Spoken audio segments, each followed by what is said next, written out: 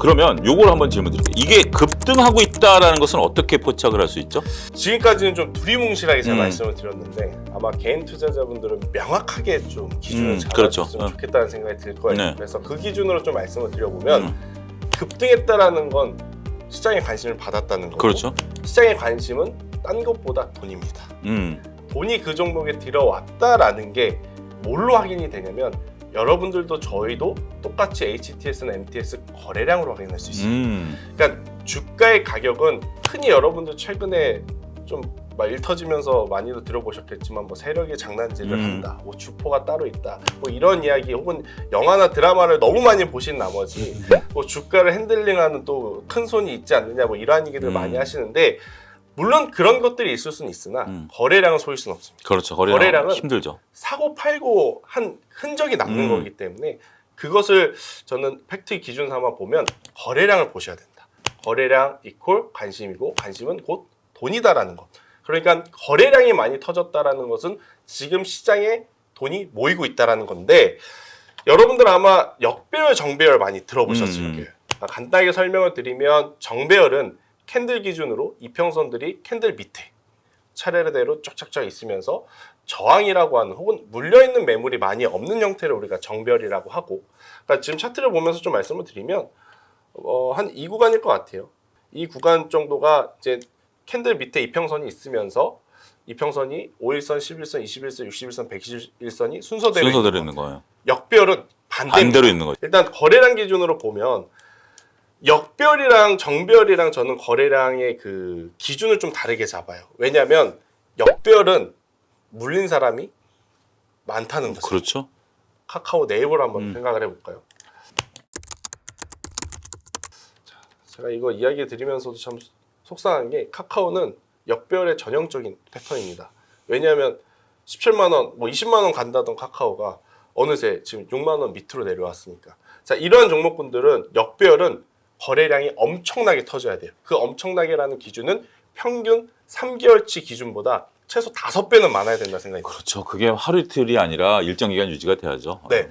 왜 그러냐면 올라오면 여러분들처럼 존버하시는 분도 있겠죠. 그러니까 버티는 분들도 있겠지만 올라오면 이거 팔고 딴 거 사야지라고 생각해서 금세 또 팔아버리는 또 악성 매물들이 많아요. 직설적으로 얘기하면 본전만 내면 팔아버리겠다라는 분들이 많은 거죠. 네. 네. 특히 이렇게 많이 내려온 종목군들은 높은 가격에 버티신 분들이 한 70%, 30%는 어떤 분들이냐 밑에서 단타 쳐보려고 하다가 어찌 물려 계신 분들. 그러니까 조금만 올라오면 수익인데 네. 그 조금이 안 올라와서 물려 계신 분들이 많거든요. 근데 그런 물량들이 털어져 나가는 그러한 시간 혹은 거래량이 필요하기 때문에 저는 역배열 상태는 평균 3개월에서 혹은 5개월 기준치보다 약 5배 이상 거래량이 터져야 그때서부터 추세가 전환이 될 수 있다는 생각을 해요.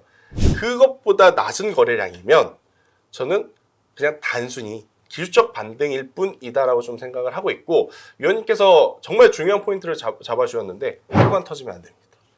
그런 거래량들이 최소 이틀에서 3거래일 정도는 유지가 돼야 돼요. 그래야 위에서 던져 나오는 악성 매물도 받아낼 수 있고. 그게 받아냈다는 신호잖아요. 그렇죠. 그리고 조금 수익이 나면 파는 그런 물량까지도 받아냈다라는 것은 그럼 이제부터는 바로 올라가진 않지만 그래도 추세가 조금은 바뀌는 그러한 시그널로 저는 봐야 되지 않나라는 생각이 들어서 역배열 상태에서는 5배.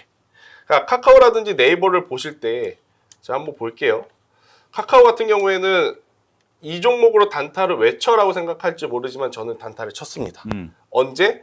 지난 11월 달에 대량 거래량을 동반한 이 양봉이 나왔을 때 이 기준으로 단타를 쳤어요. 그러면 최소 이 종목으로도 20%의 수익을 볼 수 있었던 거예요. 제가 단타를 쳤던 이유 거래량입니다. 아직까지 추세를 완벽하게 돌리진 않았지만 악성 매물을 일부 받아주는 거래량이 평균 3거래일에서 5거래일 대비 5배 이상 터졌다고 제가 판단을 했기 때문에 그러면 그때에 대해서 매매를 해도 괜찮다는 거예요. 그런데 여러분들은 그런 기준 없이 그럼 나도 살까? 여기 많이 빠졌는데 이제 안 빠지겠지? 이제 바닥 아니야? 그러다가 이제 지하실 구경하게 되는 거거든요. 그러니까 바닥에서 돌아올 때 거래량 5배 이것만 기억하셔도 크게 물리지 않습니다. 대신에 정배열일 때는 역배열보다는 거래량이 많지 않아도 돼요. 이미 아래에서 추세를 다 만들어져서 올라오고 있는 상황이라서 대표적으로 종목을 좀 말씀드려보면 현대로템 요새 좋았잖아요. 제가 박스권 돌파할 때 거래량 두세 배만 터져도 괜찮다 그랬는데 현대로템 같은 경우에는 두세 배가 뭐예요? 거의 5배, 7배 터지니까 계속 추세가 연장돼서 가는 거거든요. 그리고 최근에 여러분들 좋아하시는 하이브도 바닥에서 거래량이 한번 터지니까 계속 추세가 올라가는 거예요. 그러니까 거래량은 속일 수 없다. 그리고 여러분들이 종토방 가셔서 뭐 세력이니 뭐 주포니 핸들이니 이런 영화나 드라마에 너무 많이 나올 법한 이야기에 현혹되지 마세요. 개미털기 저도 모릅니다. 왜냐하면 변동성이 큰 종목일수록 위아래 엄청나게 널뛰는데 그거 하나하나의 의미 부여는 의미가 없다 생각이 들어요. 그러니까 기준을 잡고 매매를 하면 흔들릴 필요 없다는 의견 드리겠습니다. 마지막으로 카카오 화면을 보게 된다면 여러분들이 지금 보고 계신 화면 왼쪽에 높은 산이 있습니다. 그쵸. 제가 이제 증권회사 할 때 저희 지점장님이 하신 표현인데 굉장히 적절한 게 산 꼭대기에 태양이 있는 거예요. 근데 현재 주가가 태양 아래에서 다 비치면 이거는 올라가기 힘들다라는 거죠. 반면에 왼쪽에 저렇게 태양이 없는 경우에는 온전히 더 큰 태양이 주는 양분을 받아 먹으면서 올라갈 수 있다는 겁니다.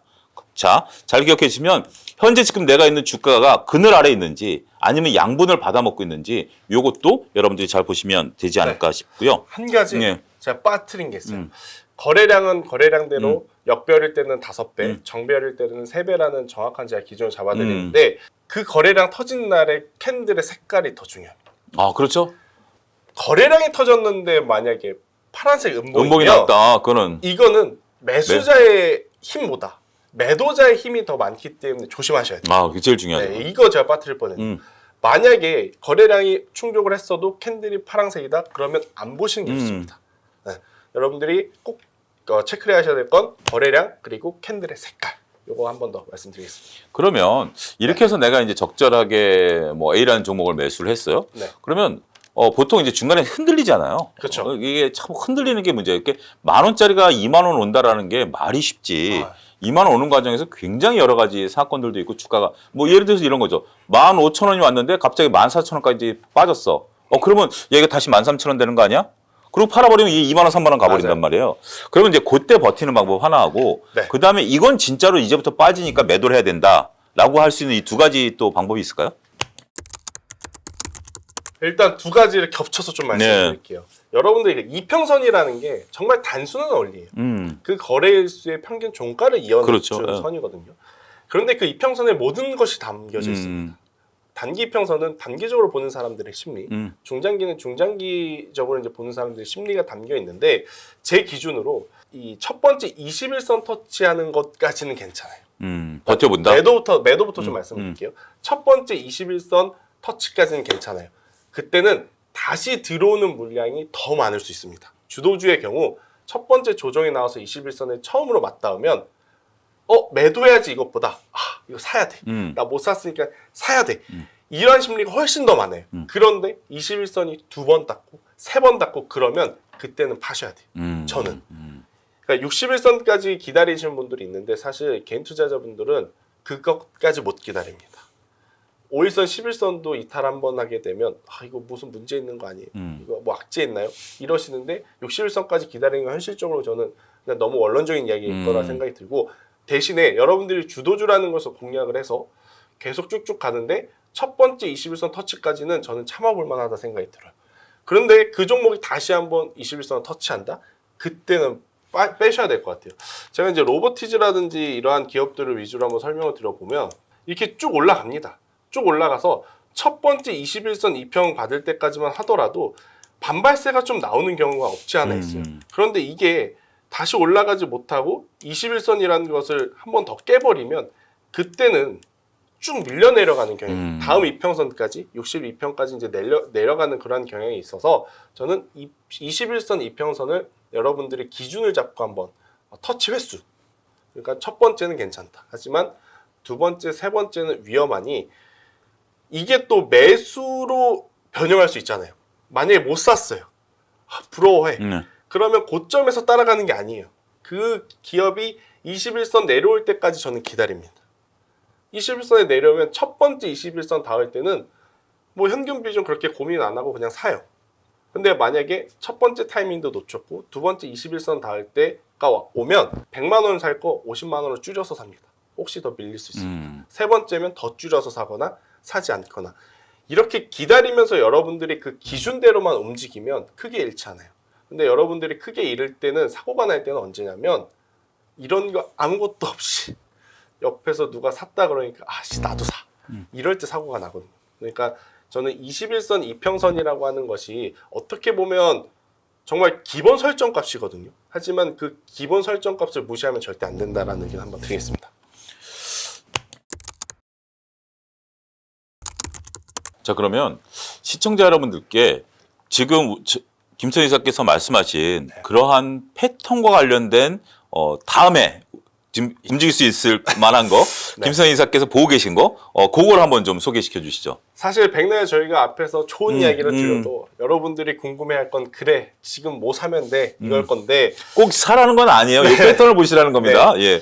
일단 제가 패턴을 두 가지를 가지고 나왔죠. 향후 주도주가 될 수 있는 하지만 아직까지 시세가 나지 않는 패턴 하나 그리고 거래량이 터지면서 지금 상승 변동성을 좀 보이기 때문에 단기적으로 매매가 가능한 패턴 하나 좀 말씀드렸는데 일단 상승 가능, 그러니까 상승하면서 지금 우리가 이 매매에 관심을 좀 가져볼 쪽은 저는 엔터주. 네, 그러니까 대표적으로 한번 볼게요. 하이브라고 하는 종목 제가 말씀드렸죠. 하이브가 현재 대장이죠 시장에서. 네. 자, 하이브가 거래량 터진 날 캔들 볼게요. 음봉입니다. 음봉이었습니다. 안 합니다. 예. 편하죠. 그러니까 조건은요. 여러분들이 그 매매 이 기준을 잡을 때 복잡하면 안 돼요. 왜? 오늘도 써야 되고 내일도 써야 되고 다음 주에도 써야 되고 다음 때를 써야 되는데 너무 멋들어지게 기준을 잡는다고 정말 1부터 뭐 20까지 디테일하게 잡으면요. 다음날 할 때 하나 빼먹고 다음날 할 때 또 하나 빠지고 그래버립니다. 맞아요. 기준은 심플하지만 우리가 계속 볼 수 있는 기준을 잡아야 되는데 제가 뭐라 그랬죠? 거래량 그리고 캔들 색깔. 이때는 안 합니다. 하지만 그 후에 또다시 대량 거래량을 터지면서 장대 양봉이 한번 나온 날이 있어요. 그때 거래량 보니까 정별에서 3배 정도 터졌다. 그러면 이때부터 우리가 관심을 갖게 되는 거거든요. 그 고점을 또 베끼는 그렇죠. 상황이죠. 예. 그러면서 이제 추세가 나왔죠. 그러면 여기서 매수한다? 아니다라는 거예요.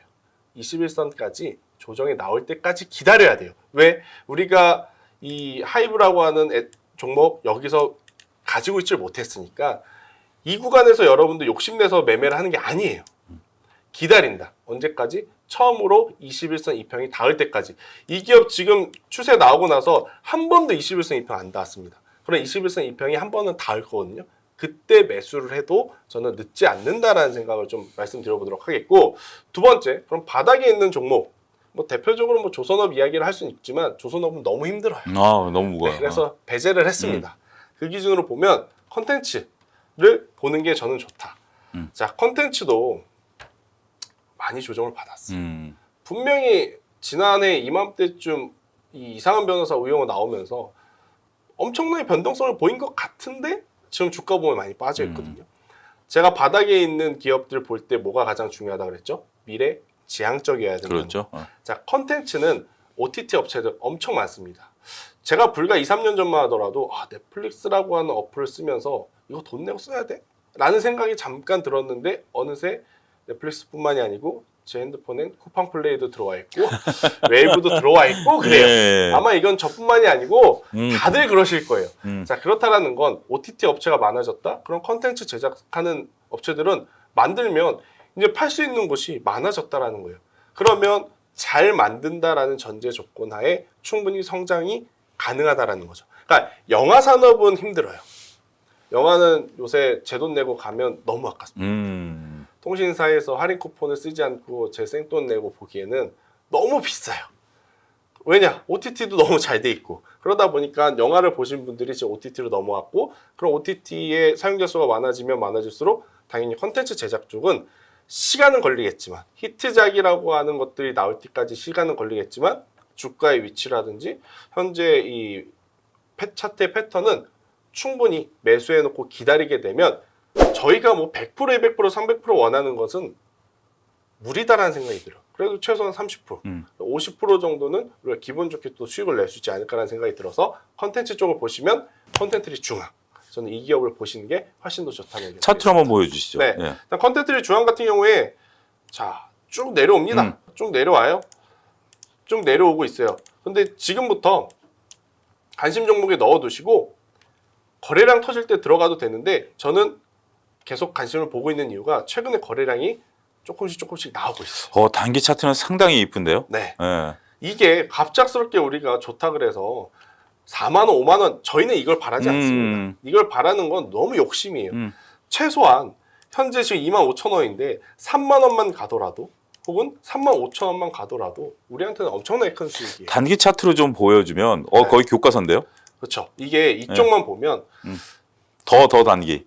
더 단기로 예. 네. 이평선은 이제 더 단기로 보고, 더 단기로 골든 보고. 크로스가 되면서 예. 이게 이제 역별에서 정배열로 가는 길목이에요. 전형적인. 네. 그래서 만약에 사놓고 기다리실 수 있다라고 하면 저는 충분히 컨텐츠리 중앙도 괜찮다라는 의견 드리겠습니다.